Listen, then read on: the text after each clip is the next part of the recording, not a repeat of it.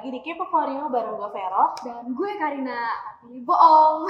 Kayak lu tuh jangan mimpi terus, ini tuh udah siang. Ya gue sekali-sekali halu gak apa-apa lah, Fer.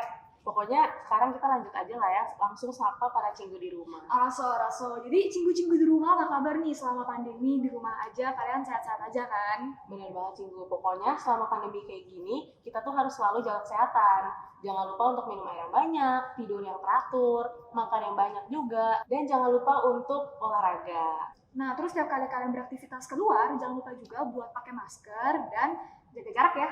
Bener banget. Mungkin para cinggu di rumah udah penasaran kali ya, Kai, hari ini kita mau bahas apa sih? Nah, kalau kayak gitu, cinggu, mari kita lihat tayangan berikut ini. Check this out.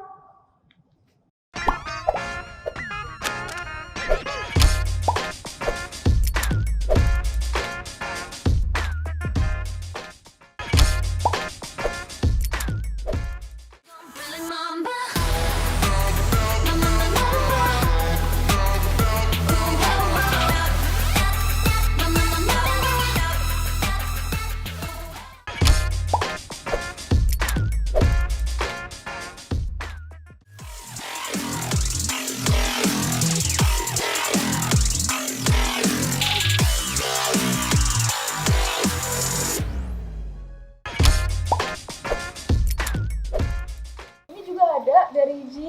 Elizabeth, dia memberi komentar kalau yang dia pelajari dari K-pop itu gimana lo harus punya tekad yang kuat buat ngeraih mimpi lo.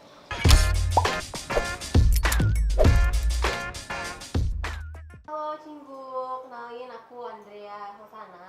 Aku salah satu admin dari akun K-pop_Bangkal.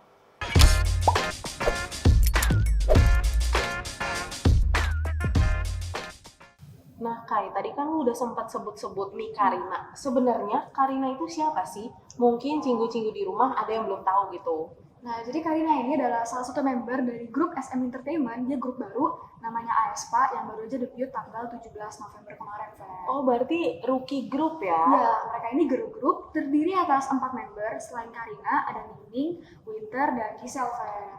Mereka tuh debut dengan single Black Mamba, dan hebatnya, dalam waktu sehari aja, viewers mereka tuh di YouTube ya musik videonya mencapai 21 juta view, Fer. 21 juta? Iya, dan ini tuh memecahkan rekor baru. Mereka menjadi satu-satunya rookie pertama di Korea yang berhasil debut dengan viewers sebanyak itu. Wow, mencetak sejarah baru gitu ya. Bener banget. Hebat banget sih. Berarti lu udah nonton dong musik videonya? Udah, Fer. Sering banget gue nonton.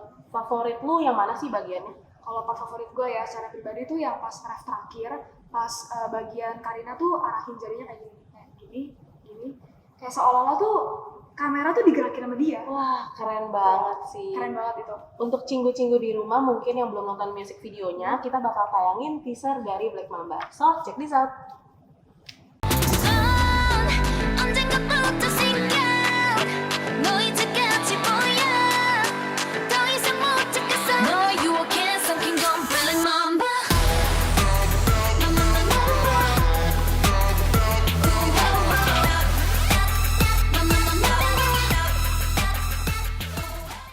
Wah, dari teasernya aja nih udah kelihatan banget ya kayak kalau konsepnya aespa ini tuh benar-benar unik gitu. Iya, menurut gue tuh konsep aespa kali ini tuh agak beda gitu dari grup-grup SM sebelumnya.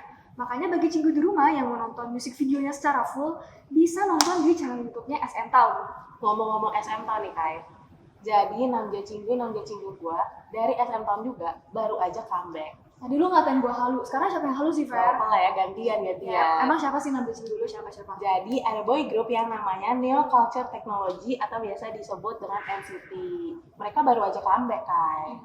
Tapi NCT ini kan ada banyak kan, Fer. Ada NCT U, 127, NCT Dream. Nah, yang mana nih Fer yang comeback? Nah, kali ini mereka comeback dengan formasi full member.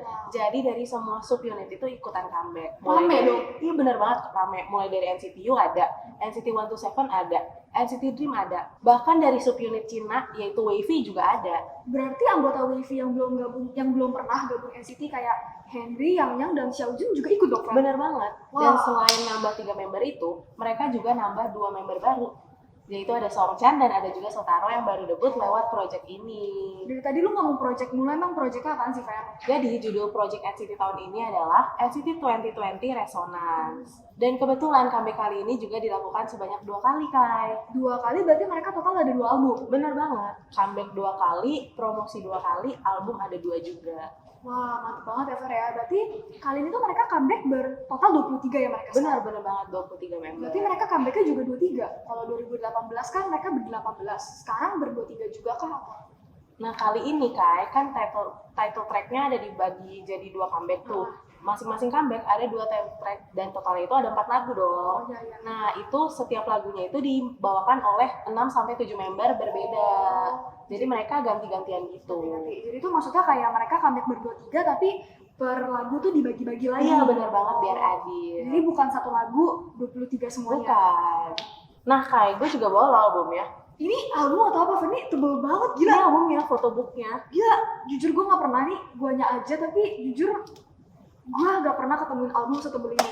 Ini berat loh, Fer. Iya, udah kayak kamus kan. Ini tebel karena mereka ber-23. Benar banget. Dan satu member kan fotonya ada beberapa. Jadi ya, begitulah. Gila sih, Fer. Ini fotonya keren-keren sih. Bias lu yang mana sih, Fer, di sini? Nah, kalau bias gua itu ada namanya Najemin. Mana, lihat. Nih, tuh kan ganteng banget gak sih? Ganteng banget, Fer. Iya kan? Iya. Terus member yang lu paling suka photoshootnya di sini yang mana? Kalau fotonya sih kebetulan ada dari member lain. Nah ini nih namanya Songchan yang baru debut. Oh ini Songchan yang lu bilang baru debut itu, Fer? Iya. Wah gila, dia sih gak kelihatan kayak rookie loh, Fer. Kayak prevel. Iya, profesional banget. Kalau lu nggak kasih tau gue tuh ngira dia member lama loh. Iya bener-bener, wah gayanya oke banget Iya. sih, nggak kayak Iya. rookie, bener banget. Berarti akhir-akhir ini kalau dipikir-pikir banyak juga ya yang comeback gitu di akhir tahun 2020 selain NCT. Emang ada siapa lagi Kai? Kemarin ada Mamamoo tuh dengan lagunya Alia, terus ada Twice juga dengan I Can't Stop Me, ada Monsta X, ada Chen juga, bahkan ada Super Junior, banyak banget Fer yang comeback. Oh dan kemarin ada BTS juga dengan title track Life Goes On dengan albumnya B. Gitu. Wah BTS comeback lagi? Iya. Perasaan tuh baru kemarin gak sih mereka rilis Dynamite? Ya, jadi kalau Dynamite ini tuh cuma singlenya doang, Fer. Oh. Kalau BTS B ini tuh album lengkapnya, di dalamnya juga ada beberapa lagu termasuk lagu Dynamite. Oh, gitu. gak kerasa ya udah 3 bulan. Emang tuh kalau lagi quarantine gini ya, Fer, lagi pandemi gitu kita di rumah aja, itu nggak kerasa, waktu tuh nggak berasa. Bener banget sih. Dan untuk cinggu-cinggu di rumah nih yang bingung mau ngisi waktu luang dengan apa sih, bisa banget tuh sambil dengerin lagu dari grup-grup yang baru aja comeback tadi. Benar banget. Nah, Cinggu, jadi itu aja. Nanti selanjutnya kita akan kembali lagi dengan hal-hal yang lebih seru di Cinggu. Jadi, pantengin terus ya. K-pop for you.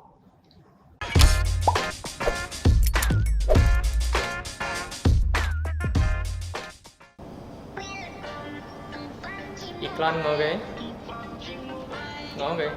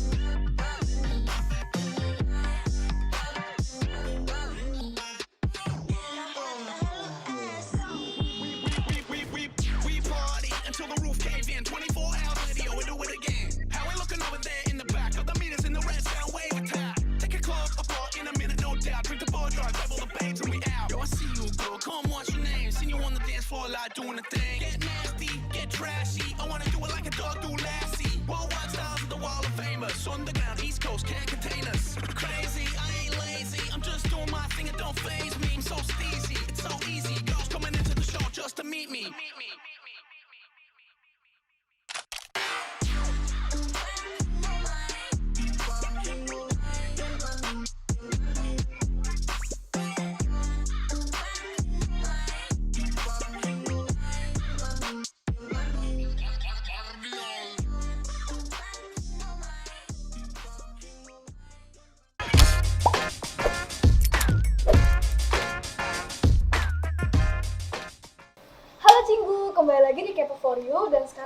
ngebahas hal yang lebih seru lagi nih. Fer, Maaf kayak ngapain Fer? ini gue lagi nge-scroll TikTok. Emang apa serunya sih TikTok? Lu tuh seharian gue liatin lu tuh TikTokan mulu. Ih, masa lu nggak tahu sih? Ih, ketinggalan banget nih. Pasti cinggu-cinggu juga pada tahu kok video dari BTS. Ngapain tuh? Ngapain? Jadi kemarin tuh bikin entertainment itu ngeluarin video gitu. BTS duet nyanyi Dynamite bareng artis-artis bikin lainnya. Bareng semua artis yang di bawah naungan Big Hit. Iya, ada kayak TXT, ada Nules juga, terus ada dari Gfriend. Itu pasti cinggu di rumah pada tahu deh. Jadi kayak gue doang yang ketinggalan ya Fer ya. Ya, makanya lo harus buka TikTok juga kayak gua. Emang Fer, selain BTS itu ada apa lagi sih di TikTok?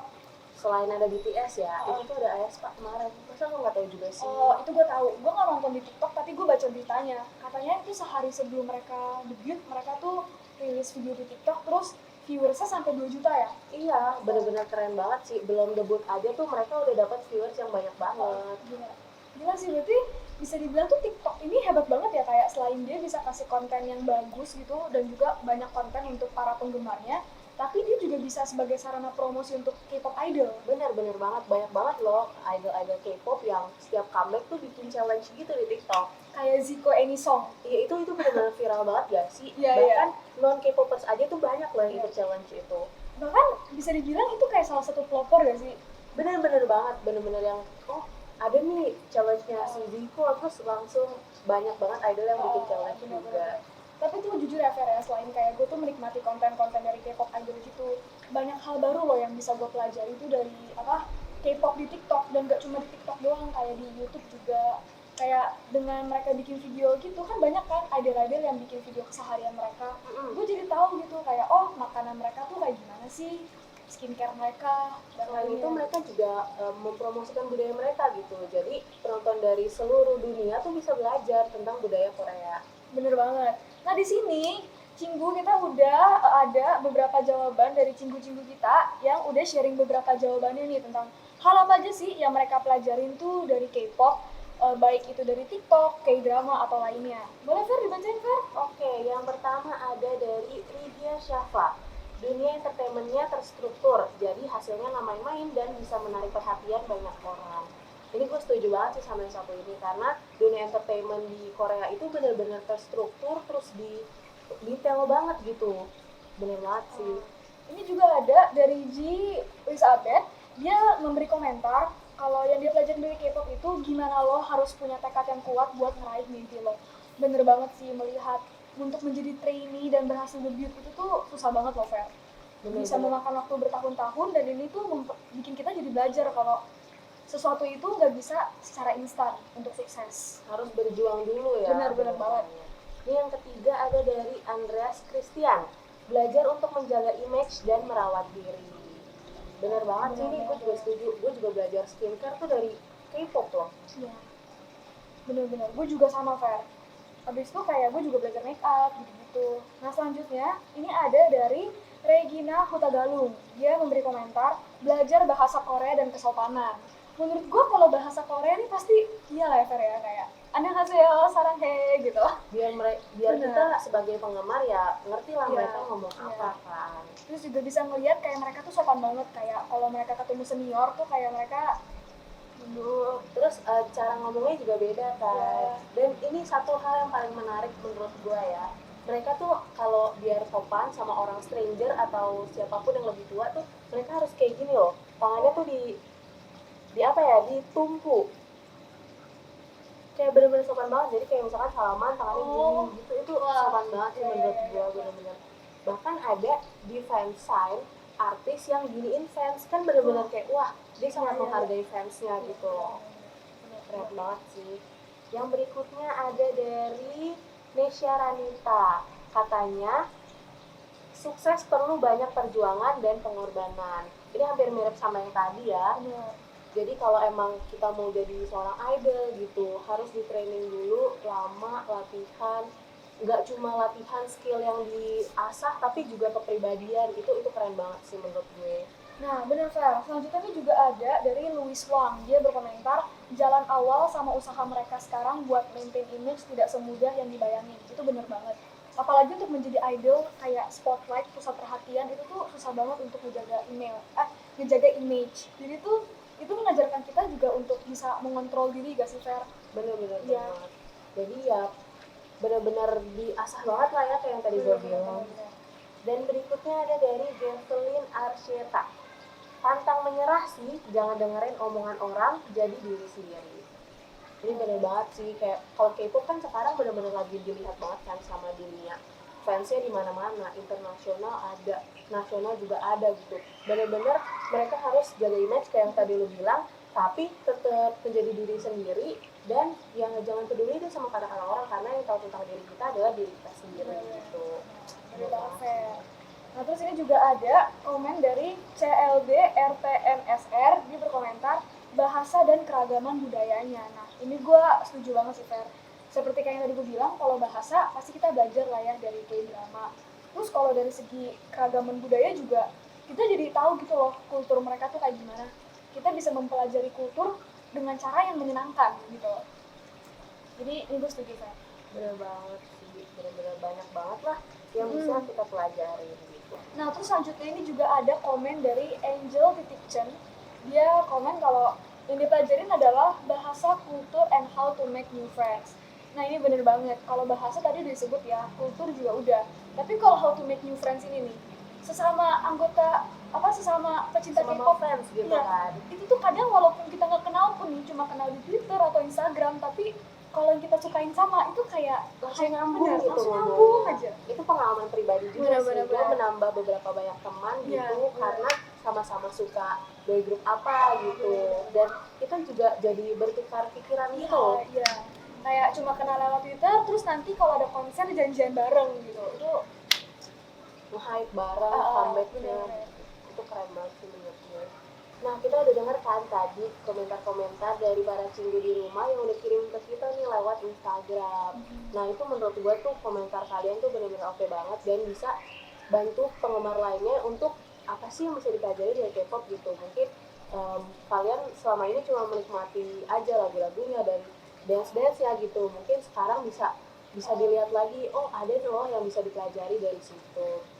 Nah, bener banget Cinggu. Jadi itu aja untuk kali ini. Nanti selanjutnya kita akan kembali lagi dengan hal yang lebih seru lagi. Jadi pantengin terus K-pop for you. Annyeong.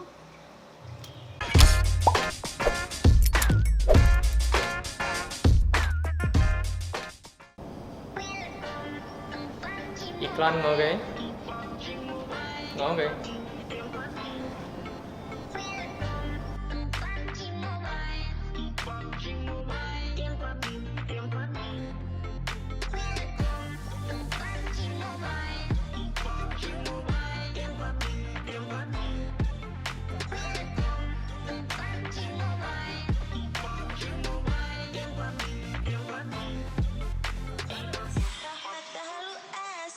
Tungguin ya.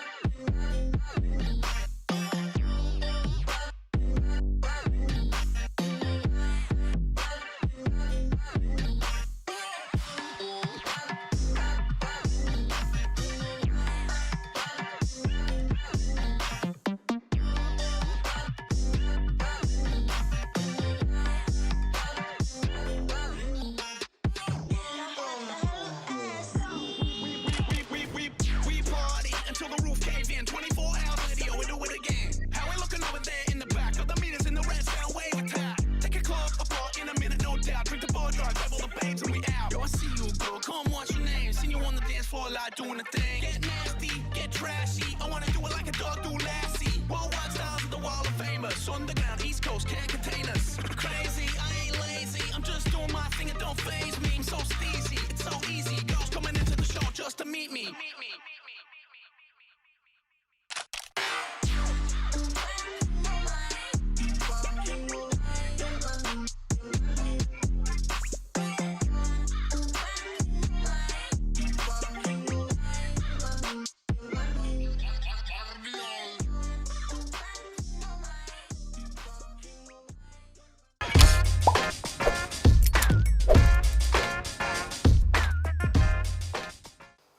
Kai, gue mau nanya deh, kalau nyari tahu informasi tentang K-pop tuh di mana sih? Zaman sekarang mah nyari informasi tentang K-pop tuh ya, itu tuh gampang banget karena tuh sekarang udah banyak banget fanbase-nya. Setiap grup tuh udah ada fanbase-nya masing-masing. Lu mau nyari grup apa nih? Gua pengen nyari BTS deh. Nah, lu mau BTS-nya ini tuh yang fanbase-nya bahasa apa? Inggris, Indo? Indo aja deh biar Nah. gampang. Gini Fer, caranya lu tuh tinggal buka Instagram, lu search aja nih keywordnya, misalkan BTS Indo. Nah, di sini langsung keluar nih keywordnya tuh. Akun-akunnya keluar. Bener banget Iya. ya, baik banget. Jadi tuh fanbase ini mereka tuh ngebahas tentang informasi tentang BTS dan itu ngebahas semuanya dalam bahasa Indonesia Fer gitu. Jadi semua info tuh udah ada di sini. Oke, bener-bener juga ya. Nah, ngomong-ngomong fanbase, hari ini Cinggu kita tuh kedatangan tamu yang spesial banget. Penasaran siapa? Penasaran nggak Fer? Penasaran dong, Cinggu di rumah juga pasti pada Iya, penasaran. Sekarang kita panggil aja Andrea. Yeay! Hai. Halo. Halo. Udah siap banget ya. Positif. Samaan. Oh iya bener. Boleh dikenalin dulu. Halo Cinggu, kenalin aku Andrea Hosana. Aku salah satu admin dari akun K-pop underscore Bangkal. Wah, keren Mantap. banget nih. Kalau boleh diceritain, Dre, secara singkat gitu K-pop underscore Bangtan ini tuh tentang apa sih dan membahas apa aja? Oke, jadi K-pop underscore Bangtan ini salah satu fanbase BTS yang ada di Indonesia. Jadi tuh kita bahas tentang video-video atau informasi-informasi tentang BTS yang pastinya itu selalu diupdate setiap hari ya. Gitu. Terus gak jarang juga kita ngajakin followers buat main-main gitu-gitu sih. Terus kayak kalau misalkan ada event yang ngajakin kita jadi mentornya mereka juga, itu juga bisa diperkenalkan gitu. Jadi interaksinya dua arah juga lah ya. Iya. Mantap, mantap. Emang main-mainnya ini tuh gimana tuh, Dre? Sama followers? Kalau kita sih kayak bikin konten-konten yang seru-seru gitu ya. Paling kayak sekarang kan konten Instagram itu macam-macam kan. Apalagi kita bisa pakai Instastory-nya kayak polling-polling gitu-gitu. Terus biasanya kayak debak-debak lagu kayak gitu sih. Terus Seru banget kasih-kasih ya berarti. ada giveaway juga gitu. Oh, ada giveaway juga? Mm-mm. Berarti lain kali kita harus ikutan, Fer. Iya nih, gue harus follow nih mulai sekarang. Ngomong-ngomong nih, udah berapa lama sih lu jadi admin dari akun K-pop underscore Bangtan? Kalau untuk admin K-pop underscore Bangtan sih udah hampir 3 tahun. Wah, udah lama Udah ya, 2 udah tahun lama. lewat lah. Wah, keren banget, masih bertahan gitu. Iya. Pernah gak sih selama jadi admin tuh merasa bosen gitu?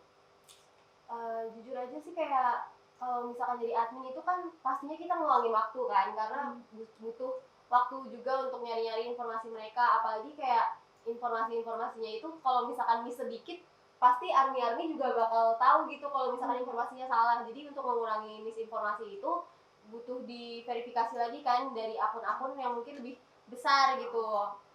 Gitu sih, paling karena membutuhkan waktu. Jadi kadang-kadang kalau misalkan lagi ngebentrok sama tugas-tugas kuliah atau ada kesibukan di real life gitu, jadi kayak oke deh pending dulu, terus tukeran sama jadwal admin lainnya gitu. Emang kalau mau jadi admin fanbase tuh mesti di training dulu. Gue baru tahu loh, Fer. Biar informasi yang dikasih juga pastinya ke fans juga oke lah gitu. Iya. Kurang mengecewakan fans yang udah follow akun itu. Terus BTW, Dre, lu tuh selama ini kalau misalkan fanbase lu nih, nyari informasi tuh dari mana aja, Dre? Supaya hasilnya tuh akurat, tapi up to date juga gitu.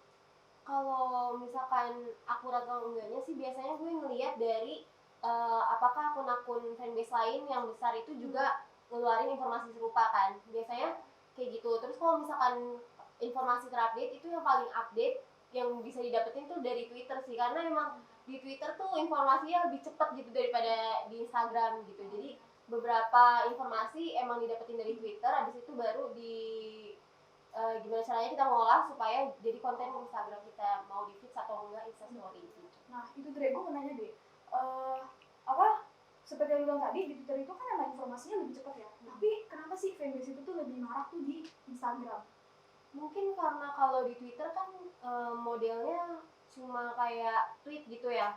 Kalau di Instagram kan bisa foto, dan fotonya itu bisa slide berkali-kali, walaupun nggak menutup kemungkinan emang di Twitter juga bisa. Cuma kayak mungkin apa ya, mungkin interaksi yang ada di fitur Instagram itu yang bikin fans itu lebih tertarik untuk melihat yang ada di Instagram gitu. Lebih banyak fitur interaktif baru dari Instagram.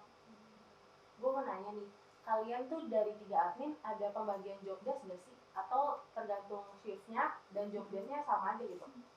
Kalau misalkan untuk job desk sih sebenarnya sama aja, cuma kalau misalkan kayak di kita, jadi gue itu kan emang dijadiin admin itu karena temen gue yang punya fanbase-nya ini, jadi gue diajakin gitu kan. Jadi yang punya fanbase ini itu nge-open buat paid promote gitu. Nah, untuk yang pegang paid promote itu dia yang megang. Jadi kalau misalkan ada paid promote, dia yang deal-dealan, abis itu nanti siapa yang update itu bisa salah satu dari kita gitu. Terus kalau misalkan untuk job desk, sebenarnya nggak ada job desk yang khusus.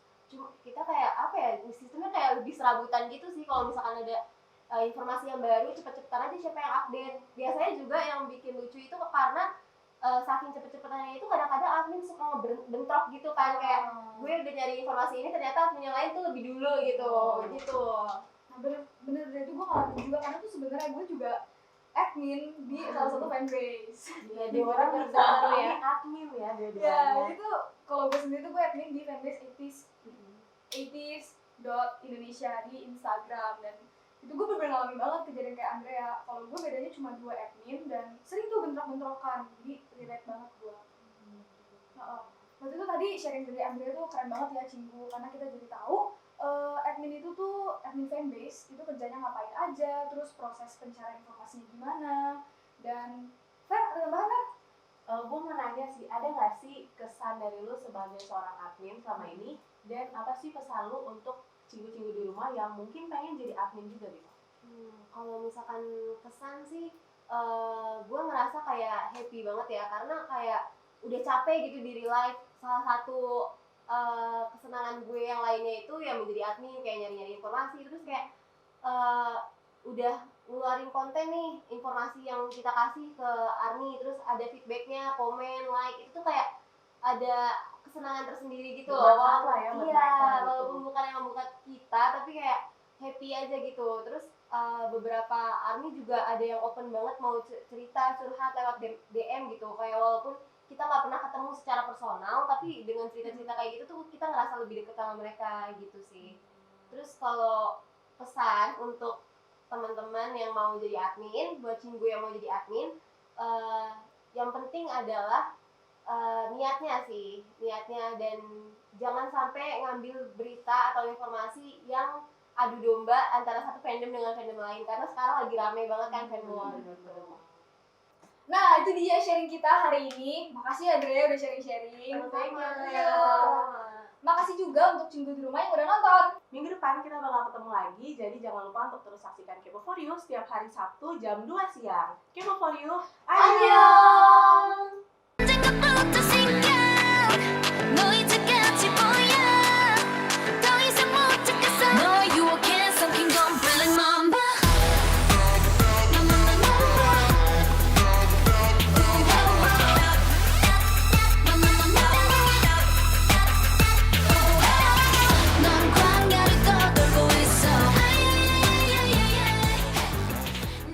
Kan ada drakor namanya Startup. Itu ada tim Namdosan sama tim Han Ji Pyong. Jadi intinya gue summary aja ya. Namdosan tuh orangnya keren, terus deket sama cewek. Han Ji Pyong pekerja keras tapi ya udah nggak punya cewek. Lu tim apa? Gue tim Han Ji Pyong. Kalau gua tim Tuan.